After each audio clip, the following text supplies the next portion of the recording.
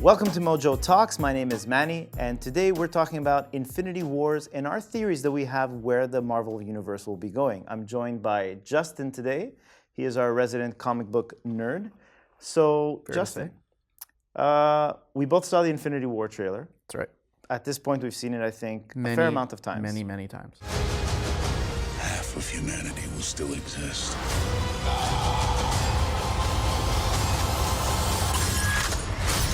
Now, what is your first theory? Where do you think they're taking this movie?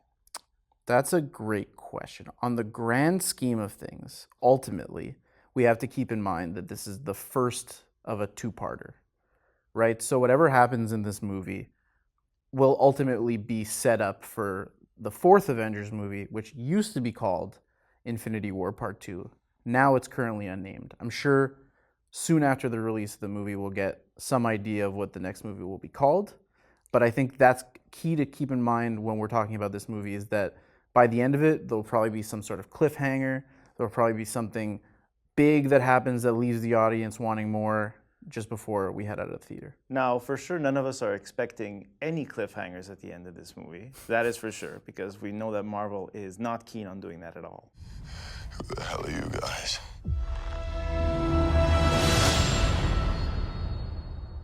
I want to get into talking about the Infinity Stones. Right. Now, we've seen most of them throughout all the 10 years that we've been watching this story unfold, but there's two that we haven't really seen yet. Right? So it is the Soul Stone, The Soul Stone. I said two, but I mean one. The Soul Stone. The Soul Stone, at this point, it seems like, is in Wakanda. Yeah. At the beginning of Black Panther, we get basically an explanation of where vibranium comes from and how Wakanda became this like futuristic society, basically. What we see is something crash land on Earth that gives birth to vibranium. It gives birth to the heart-shaped herb, which gives the Black Panther his powers. And it also allows the Black Panther to enter this kind of spiritual realm where he encounters his father, T'Chaka, early on in the movie. These are all elements that would probably be associated with the Soul Stone. Okay. So, and especially that in the trailer we do see this big battle in Wakanda.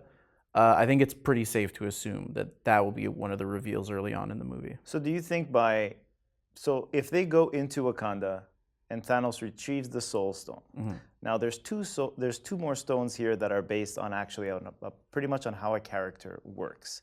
They have the Eye of Agamotto, which is the time stone, right? The stone that's in Vision's head. The Mind Stone, yeah. The Mind Stone. So obviously, for him to get all the stones on his gauntlet to put this together, some of these guys are going to be phased out. What do you think? Do you think that... Now, I know the ongoing rumor is that Captain America is going to bite the bullet in this one. I believe we were talking before with our director, Phoebe. It's been well known that Chris Evans is done playing the character. He's pretty much like, hey, I want to move on. Takes up too much of his time, and he's more of an indie actor. But it kind of makes more sense that I think Vision's going to... So the reason I don't think Vision is going to die in this movie is because, and keep in mind that before any of the trailers had released, I totally thought, oh yeah, Vision's a goner. But because they included the shot of one of Thanos' Black Order taking the Mind Stone out, or seemingly trying to take the Mind Stone out of his head, leads me to believe that that's a bit of a fake out, that's something that they're showing us early on. Because we know that everybody in the Marvel Universe that dies doesn't really die. Yes, I mean, it's become a super annoying thing where everybody comes back, except for Quicksilver. I think that in terms of Cap dying, which is the big rumor right now, it's entirely possible that he does, and he has a lot of people in the backfield waiting to take that spot, whether it's Falcon or the Winter Soldier, Anthony Mackie or Sebastian Stan. You couldn't have done that earlier. I hate you. Both characters have taken up the mantle in the comics. That brings me to my follow-up question. Right. Do you think with the popularity of Falcon's character in the MCU that they'll lean more towards Falcon taking over the Captain America mantle instead of Bucky like it was in the comics? Well, both have spent time as Cap in the most recently. Most recently, it was Falcon. Well, it really depends on the direction that the people over at Marvel Studios think who can carry a franchise more. I think given the success of Black Panther and given the enthusiasm of the fans saying we want more Black or African American protagonists in these movies, I do think the case can be made that Anthony Mackie will take up the mantle and that Sebastian Stan could go on being the Winter Soldier or could potentially also be on his way out too in these movies. It's not... Well, from what I read is that he signed his 6-contract deal with Marvel. Now, that usually, I don't know how is it 6 pictures fully that they're in it? Is it like, yeah, it's 3 movies and a bunch of cameos. Right, Are he you shows down? up at the end of Black Panther. Does that count? Does that count? Yeah. Exactly. Does that count in this deal? So moving on, is the new leader, is that I want to talk about. Who do you think is going to be the new leader of the Avengers? Right now we've got Tony Stark. Right. When we did our Black Panther review, I was very keen on thinking that T'Challa will now be the new leader of the Avengers, like the unofficial That's leader. Interesting. Because of his power, his diplomatic immunity, his way to get people together to fight these epic battles, especially that Infinity War, a huge chunk of the movie is going to take place in Wakanda. Right. So I think that Black Panther will become the unofficial new leader. So do you think is that a good direction for Marvel to go in, where they can kind of just bank on this character that's proven to be very good for them? Mm-hmm. So I think that's an option. I also think that one candidate could potentially be Doctor Strange. In the history of Marvel Comics, he's always been a very prominent figure. But then again, so is Black Panther. I do think that I feel like Doctor Strange, though, just to interrupt you, will become more of the Nick Fury character. Kind of the guy about, like, I'm just going to bring you guys some information in the background here. kind of thing. Hey, y'all, it's Doctor Strange. Listen up.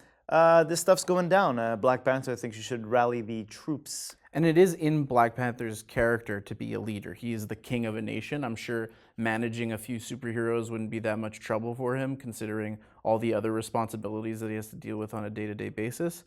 I do, however, I think we can both agree that Tony Stark's time as the leader of the Avengers is coming to a close. Yeah, and they're kind of showing him that he's dealt with PTSD. His body's taking a beating at this point. I feel like he's at the end. And it's weird because we try to figure out where some of the other more popular Avengers fit into this universe too. Will it go on? Are we going to get more Thor movies? Are we going to revisit Asgard? Are we going to kind of concentrate more with AntMan and and Spider-Man? And that's another thing. We haven't seen AntMan in any of the Infinity War trailers. Right, and the kind of curious release of Ant-Man and the Wasp, which comes out in between Infinity War 1 and Avengers 4, whatever it will be called, leads me to believe that movie will act as kind of like a prequel. I have a hard time believing that, like, in between these like gargantuan movies where Thanos is like the big force who's like potentially putting the entire universe at risk. We have time to sit down. Yeah, with, Ant-Man's gonna do a heist in the middle of that. I have a hard time seeing that happen. And the MCU's been kind of wonky on their timeline. They don't really keep. The releases don't represent the timeline of events in the movies. Guardians 2, for example, came out last year, but takes place 4 years before Infinity War. So it's totally possible that Ant-Man is kind of, his absence might be explained in his movie, which takes place before the events of Infinity War. And what do you think, now that we have Thanos, who's such a big bad guy, we know that he's somewhat of a, kind of like a father figure to Gamora. Mm-hmm.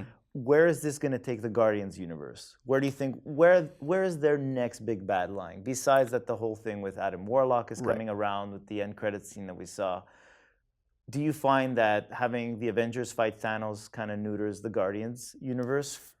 Or is there enough meat there that they can kind of just go away and pull from it? So what's cool about having the Guardians as part of the MCU, and we saw this with Guardians 1 where we actually got to see the Thanos that we see now, the Josh Brolin Thanos, because before that, when we see him at the tail end of Avengers 1, he wasn't yet cast as Josh Brolin yet. And what's funny is that it looks nothing like the Thanos we see now. So you can just a big purple guy. Yeah, you can literally go back to that original end credits scene and be like, this ain't the same guy. Right, exactly. And like the beauty of having the Guardians as our cosmic kind of tie-in is that whenever you're going to have these big bads of the Marvel Universe, they're probably not going to come from Earth. They're probably going to come from other places. Galactus is a great example of like a cosmic enemy that would pose a threat great enough for the Avengers to have to get together and take him on, and a great way to introduce all those cosmic characters, the Silver Surfer being one of them, Adam Warlock, of course, we're going to see eventually, is by having the Guardians as our baseline, our introduction to that entire side of the Marvel Universe. So their role going forward will be tying in all the stuff going on around what's happening on Earth into the fold when, Spider-Man has to take on whoever it is, whether it be Annihilus, who's another classic Guardians villain, or someone else, maybe Dormammu, who we saw in Doctor Strange. These great villains are going to come from elsewhere. They won't come from Earth, so that's important to have the Guardians there. Yeah, and I like also how we implicate the Netflix shows with kind of that all these low-level street heroes are kind of dealing with everything that these big game heroes have done, right? So it's like we see the impact on the universe. They mentioned the Sokovia Accords in The Punisher. And on Jessica Jones, they mention a lot of weird like space conspiracies involving they called Kree. the incidents where it was basically Avengers 1, where New York was practically leveled by an alien invasion. There's a lot of like referencing back and forth between, but then again, they have kept the TV stuff very separate at this point. Yeah, because they're very small and contrived stories, which is what makes me a bigger fan of the TV stuff. That it's more of a small character piece. It's like a 13-episode character piece where we're getting to know these characters and what's their day-to-day life like. Not like these little glimpses we get of Captain America being, I'm actually 90 years old and now I'm very, I don't understand anything. Right. It's like bits and pieces of a character in short bursts versus on the Netflix shows, you spend a lot of time with these characters and you really get to know them. Cool. I think these theories are more or less on the money. I'm pretty confident about what we have here. Thank you guys for joining us. And for more content like this, you can head on over to MojoTalks, where you can like, comment, and subscribe, and send us your suggestions, see what you want us to discuss. So thanks for being with us. We'll see you around.